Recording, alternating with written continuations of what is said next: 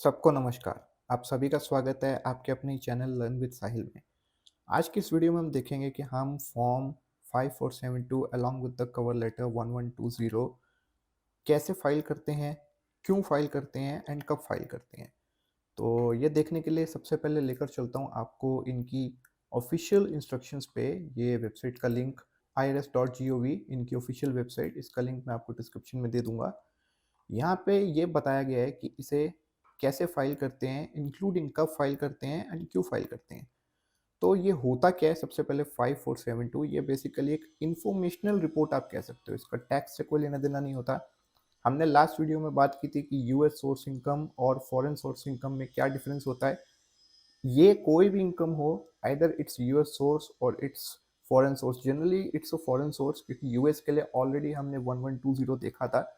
ये foreign source income की एक रिपोर्टिंग होती है, रिपोर्टेबल ट्रांजैक्शंस, जो हम आईआरएस को सिर्फ बताते हैं कि हमारे अकाउंट में ये पैसा आया है, ये हमने रखा हुआ है, ये हमने एसेट्स लिए हैं और ये हमने विड्रॉ किया है।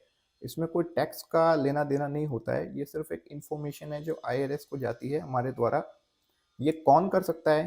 देखिए, कोई भी वो ओनर, फॉरेन ओनर जो कंपनी का 25% या उससे ज़्यादा का मालिक है। अगर आप जनरली मेरी वीडियोस देखते हो, मेरे जैसा ही आपका सिनेरियो है, तो आप तो सिंगल मेंबर एलएलसी ओनर हो, तो आप तो 100% इसके मालिक हो और आप ही को ये फॉर्म करना होगा।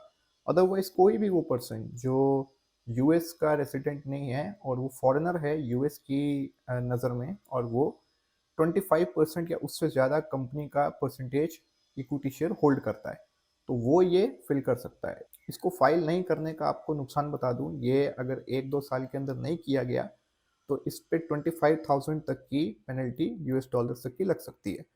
तो ये थोड़ा सा इंपॉर्टेंट होता है। वेदर आपका कोई भी सिनेरियो हो, आप बस अपने सिनेरियो को बताकर और जनरली एक रिपोर्ट ही दे रहे हो आप, तो वो रिपोर्ट देना ज़रूरी होता है।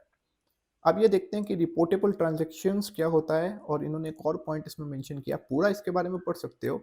तो ये डिसरिगार्डेड एंटिटी क्या होता है, देखिए। आप आईआरएस को ये बता रहे हो जनरली, वैसे क्या होता है, हमको ये 1120 एज अ कवर लेटर साथ में अटैच करना होता है, लेकिन ये टैक्स रिलेटेड होता है, कॉर्पोरेशन टैक्स। तो हम बेसिकली आईआरएस को ये बता रहे हैं कि हमारी ये 5472 फॉर्म को, या हम जनरली क्या रूल फॉलो करते हैं कि a company is a separate legal entity, owners या मैनेजिंग डायरेक्टर्स, जो भी आप टाइटल लगा लें। तो यहाँ पे हम बस आईआरएस को ये बताते हैं कि ये कंपनी हमसे अलग नहीं है। अगर हम ऐसा लिख देते हैं कि ये डिसरिगार्डेड एंटिटी है, दैट मीन्स आपके खर्चे और कंपनी के खर्चे ये एक ही देखता है। ऐसे में आपने क्या डिपॉजिट किया और क्या विड्रॉ किया, उस पर टैक्स नहीं लगता है। तो इसलिए डिसरिगार्डेड एंटिटी मानी जाती है कि आप फॉरेनर हो और वो आप ही का पैसा जो आप कंपनी में डाल रहे हो और आप ही निकाल रहे हो, तो उसमें वो ये नहीं देखता कि आप किसी क्लाइंट से पैसा ले रहे हो, वो सबको एक फॉरेन इनकम ही देखता है। तो इसलिए डिसरिगार्डेड एंटिटी का टर्म यहाँ पे यूज होता है, और वही ये भर सकते हैं। और रिपोर्टेबल ट्रांजेक्शन, जैसे मैंने आपको पहले बताया, बस क्या अमाउंट आपने डिपॉजिट किया है, क्या उसमें होल्ड किया है और क्या उसमें विड्रॉ किया है, उसको रिपोर्ट करके आईआरएस को बताना, ये फॉर्म फिल करके रिपोर्टेबल ट्रांजेक्शन्स होती हैं। अब ये फॉर्म का लिंक भी और ये फॉर्म का लिंक भी मैं आपको डिस्क्रिप्शन में दे दूंगा, और ये लिंक से डाउनलोड करें। इसमें थोड़े बहुत चेंजेस करने पड़ेंगे पीडीएफ एडिट करके, जो मैं आपको भी बताता हूँ, लेकिन लिंक से डाउनलोड करके आप चेंजेस करें, जो मैं आपको बताऊंगा कैसे चेंज करना है। तो सबसे पहले हम इस फॉर्म को देख लेते हैं। इस फॉर्म को आपने डाउनलोड किया। अब यहाँ पे आता है टैक्स ईयर का डेट। आप जो भी साल के लिए भर रहे हो, जनरली टैक्स ईयर हमारे यहाँ जैसे होता है इंडिया में मार्च टू अप्रैल, मतलब 31 मार्च टू 1 अप्रैल हम अपना टैक्स ईयर मानते हैं। तो इनका टैक्स ईयर साल का ही होता है जनरली, पूरा साल, जो 1 जनवरी 2020 या जो भी लास्ट ईयर लगा लो 2024, और उसके बाद आगे 31 दिसंबर, जो भी आगे ईयर होता है। तो ये पूरा साल ही इसको मानते हैं। तो यहाँ पे आपको यही मेंशन करना पड़ेगा, अगले में नहीं करोगे तो चलेगा, एक्सेप्ट इट्स फिजिकल डेट और समथिंग, लेकिन यहाँ पे आपको लिखना पड़ेगा। तो लिखना कैसे पड़ेगा? January 1, मान लो मैं लास्ट ईयर का कर रहा हूँ तो 2024, और एंडिंग ऐसे करनी है December 31, 2024। इस फॉर्मेट में आपको लिखना है। इसके बाद अब ये पहला सेक्शन आता है जो होता है रिपोर्टिंग कॉर्पोरेशन। यहाँ पे आएगा आपकी एलएलसी का नाम, जो भी है ये XYZ LLC। और यहाँ पे आएगा आपका वो एड्रेस जो आपकी एलएलसी का एड्रेस है, जो एलएलसी का रजिस्टर्ड एड्रेस, एलएलसी का मेलिंग एड्रेस, वॉट एवर जो आपने रजिस्टर्ड एजेंट का इधर बाय किया है या एनी टाइम मेल बॉक्स से लिया है, वो एड्रेस जो आपकी कंपनी का है वो यहाँ पे आएगा। यहाँ पे आपका EIN नंबर आएगा उसी फॉर्मेट में जैसे हम ऐसे लिखते हैं 12 डैश, ऐसे इस फॉर्मेट में जो हमारा पूरा EIN नंबर आता है वो यहाँ पे आएगा। उसके बाद ये एसेट्स, यहाँ पे आप एक अमाउंट मेंशन कर देंगे जस्ट कि आप वाइस या पेपाल में कोई बैलेंस आपने होल्ड करके रखा है, वो अमाउंट आप यहाँ पे एंटर कर देंगे, वो आपकी एसेट्स गिना जाएगा। वाइस, पेनियर, पेपाल या तीनों में है तो तीनों को समराइज करके जो आप ये अमाउंट यहाँ पे लिखोगे एक प्लस करके, तो वो आपका टोटल एसेट्स में आएगा। अब यहाँ पे आपको बतानी है आपकी प्रिंसिपल बिजनेस एक्टिविटी कि आपका बिजनेस करता क्या है, whether it can be e-commerce, it can be service based, कुछ भी। जैसे मैं यहाँ पे लिखूँ अगर वेब होस्टिंग सर्विसेज, तो अब यहाँ पे मुझे एक और चीज़ लिखनी पड़ेगी, प्रिंसिपल बिजनेस एक्टिविटी कोड, जिसे NAICS कोड भी कहते हैं। तो उसके लिए ये वेबसाइट का लिंक मैं आपको डिस्क्रिप्शन में दे दूंगा। यहाँ पे आपको क्या करना है, बेसिकली कोई भी आपकी बिजनेस का आप कीवर्ड यहाँ पे लिखोगे उसका कोड आपको मिल जाएगा। जैसे मैं आपको कंप्यूटर रिलेटेड बताता हूँ कि जैसे आप इंफॉर्मेशन में गए तो इंफॉर्मेशन में यहाँ पे ये देखिए ये आ गया, computer infrastructure provider data processing web hosting. तो ये इसका कोड हो गया, ये 6 डिजिट का इसका NAICS एंड ये एक्टिविटी कोड आपका ये हो गया। तो आपको ये कोड यहाँ पे पेस्ट कर देना है। उसके बाद यहाँ पे आती है आपकी टोटल ग्रॉस पेमेंट जो आपने कंपनी में खर्चा किया है, वेदर ये इसमें वो भी काउंट होगा जो आपने कंपनी रजिस्ट्रेशन कराने का खर्चा किया है, जो आपने उसकी फीस भरी, आर्टिकल ऑफ ऑर्गेनाइजेशन के लिए जो जो भी आपने खर्चा किया वहाँ पे ये आपको लिखना होगा जो आपका अमाउंट है डॉलर में। और उसके बाद ये आता है कि आप ये कितनी बार भर चुके हो, मतलब आप पहली बार भर रहे हो, वेदर आप अलग अलग ओनर हो सकते हो, मतलब आप एक ही ओनर अलग अलग कंपनी के हो सकते हो, लेकिन आप कौन सी बारी में ये फाइल कर रहे हो इस पर्टिकुलर कंपनी के लिए, यहाँ पे वो आएगा। जैसे आप यहाँ पे अगर 1 लिखेंगे तो ये, और इधर भी फिर अगर 1 लिख दिया आपने तो इधर भी वही पेमेंट आएगी। डैट मीन्स कि आप इसी कंपनी का फिलहाल यहाँ पे नाम लिख रहे हो। अगर यहाँ पे मल्टीपल लिखते तो यहाँ पे आपको हर कंपनी का खर्चा जितनी भी आप ओन करते हो यहाँ पे वो लिखना पड़ता है ग्रॉस। तो जो अमाउंट आपने यहाँ 1 लिखा है तो जो अमाउंट आपका यहाँ आया वो अमाउंट आपका यहाँ आएगा। अच्छा, इसे आपको चेक नहीं करना है कंसोलिडेटेड फाइलिंग, और यहाँ पे आपको चेक करना है कि अगर ये आप इनिशियली पहली बार कर रहे हो और ये total number of parts attach, यहाँ पे आपको लिखना है 1 कि आप अकेले ही हो, और उसके बाद कंट्री ऑफ इनकॉर्पोरेशन यहाँ पे आपका आएगा यूनाइटेड स्टेट्स।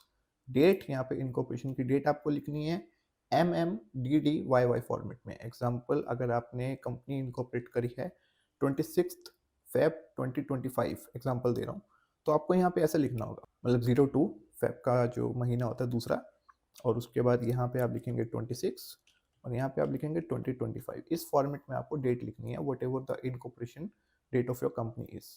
और यहाँ पे आपको जो आप टैक्स लॉ फॉलो करते हो, आपका यूएस में है तो आप यूएस में ही करते हो, तो यहाँ पे आपको अलग से यूनाइटेड स्टेट्स लिखना है।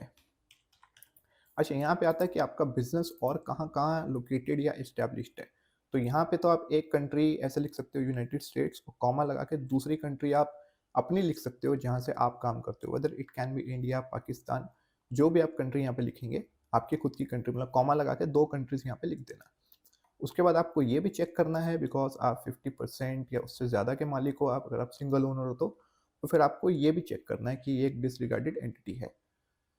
इसके बाद आता है आपका फॉरेन शेयर होल्डर, यहाँ पे आपको चेक करना है, और आप खुद ही हो तो आपको अपनी डिटेल्स लिखनी है। देखो यहाँ पे 4 सेक्शन दिए जाते हैं कि 4, 5, 6, 7, वो ये मान के चल रहे 25-25% के 4 पार्टनर हैं।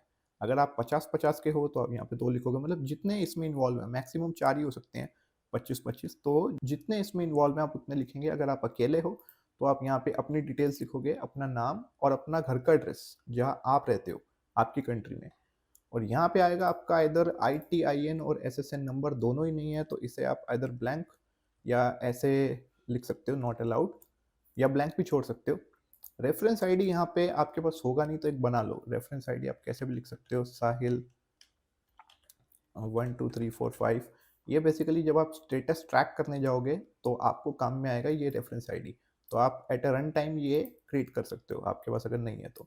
यहाँ पे आएगा आपका नेशनल आइडेंटिफिकेशन जो भी आपका है, जैसे हम इंडिया से मैं हूँ तो मेरे पास पैन कार्ड है, तो यहाँ पे मैं अपना पैन नंबर डालूँगा।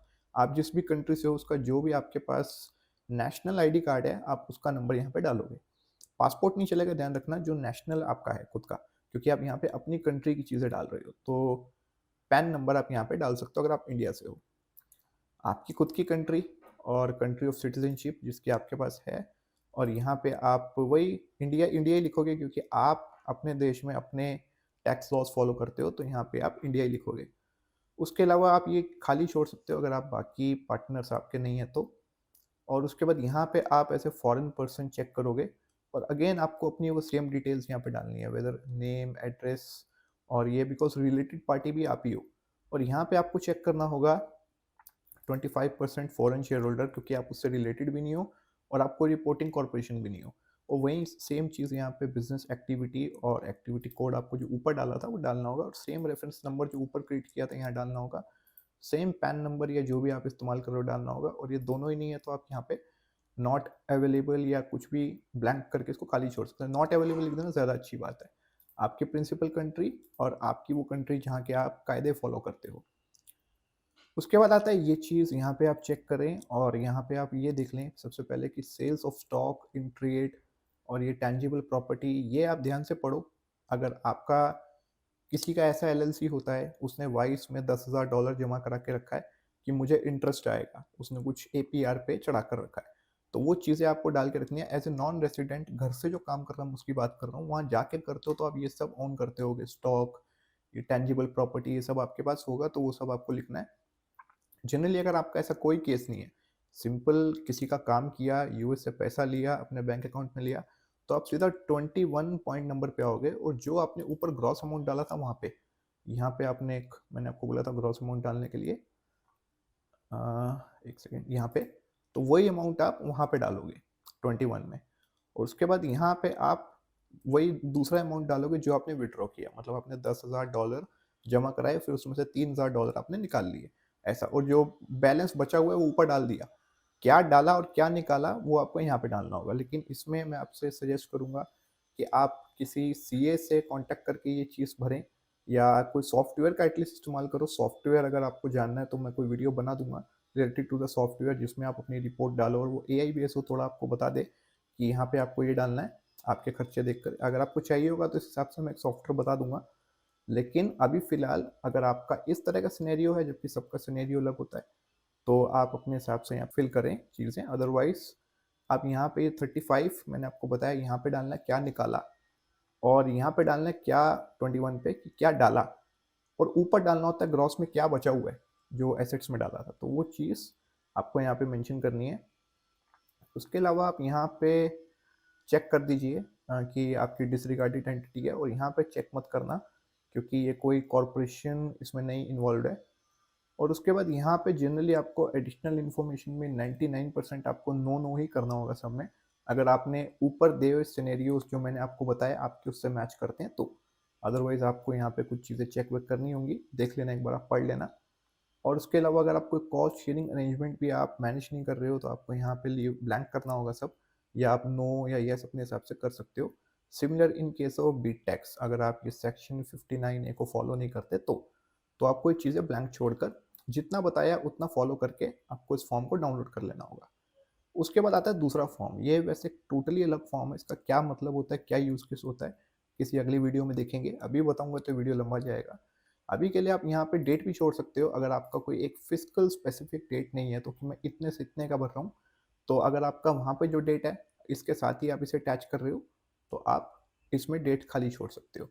उसके बाद यहाँ पे आता है आपका कंपनी का नाम, आपकी कंपनी का एड्रेस आप यहाँ पे डाल सकते हो, ईआईएन नंबर यहाँ पे डाल सकते हो, इनकॉर्पोरेशन डेट, वही सेम एसेट्स जो वहाँ पे डाली थी पीछे डाल सकते हो।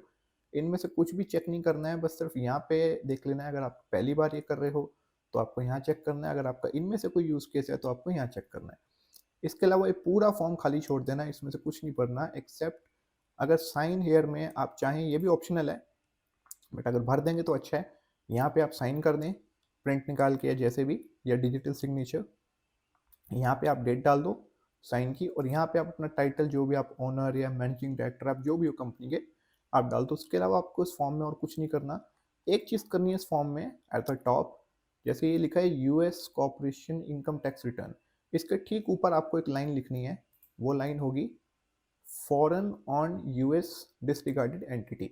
चाहो तो आप ये पीडीएफ एडिट करके लिखो, चाहो तो इसका प्रिंट निकाल के अगर आप मेल कर रहे हो तो आप हाथ से लिख दो। बाय द वे आपको एक चीज़ बतानी भूल गया, ये आप मेल भी कर सकते हो या फैक्स भी कर सकते हो। ये लिंक मैं आपको डिस्क्रिप्शन में दे दूंगा। इसमें इनका ये मेलिंग एड्रेस है और ये इनका फैक्स नंबर है। फैक्स जैसे हमने ड्रॉप बॉक्स का एक प्लेटफॉर्म हेलो फैक्स हमने देखा था EIN की वीडियो में, जब SS4 फॉर्म मैंने आपको सबमिट भरना और उसको मेल करना बताया था। तो जो प्लेटफॉर्म हमने तब इस्तेमाल किया था उसी के थ्रू ये फैक्स भी कर सकते हो डॉक्यूमेंट्स, और यहाँ पे मेल भी कर सकते हो। अगर फैक्स कर रहे हो तो पीडीएफ डाउनलोड करके मेरी तरह जैसे मैंने ये चीज़ें यहाँ पे करी हैं। अगर आपको पीडीएफ एडिट करना सीखना है वो भी इसी वीडियो में आपको बता दूंगा, लेकिन जनरल चीज़ आपको शायद आती होगी। अगर गूगल पे आप सर्च करोगे तो आपको ऑलरेडी काफ़ी सारे टूल्स मिल जाएंगे। तो यहाँ पे आपको ये चीज़ मेंशन करनी है। तो उसके बाद आपके पास ऑप्शन है, आप यहाँ पे फैक्स और मेल दोनों कर सकते हो। और अगर मेल कर रहे हो हार्ड कॉपीज तो आप हाथ से भी लिख सकते हो चीज़ें, उसमें इतना फिर इम्पोर्टेंट नहीं है। तो पेन से, पेपर पेन से। तो ये दोनों आप भर लेने के बाद अगर आप ये करेंगे तो आपका काम हो जाएगा। तो ये दोनों फॉर्म आपको साथ में अटैच करने हैं। ये एज ए कवर लेटर इस्तेमाल होता है और ये आपका पूरा मैंने आपको बताया इसमें कैसे भरना और क्या छोड़ना है। और ये वेबसाइट है कि अगर आपको वहाँ से कोड निकालना हो, एक्टिविटी कोड, तो आप यहाँ से अपने बिजनेस के हिसाब से निकाल सकते हो। और ये सब चीज़ें आप आइदर मेल और फैक्स कर सकते हो इन डिटेल्स के ऊपर। तो ये सारे लिंक मैं इस वीडियो के डिस्क्रिप्शन में आपको कंक्लूसिवली प्रोवाइड कर दूंगा। और फिलहाल इस वीडियो में इतना ही, और वीडियो को अंत तक देखने के लिए आपका बहुत बहुत धन्यवाद।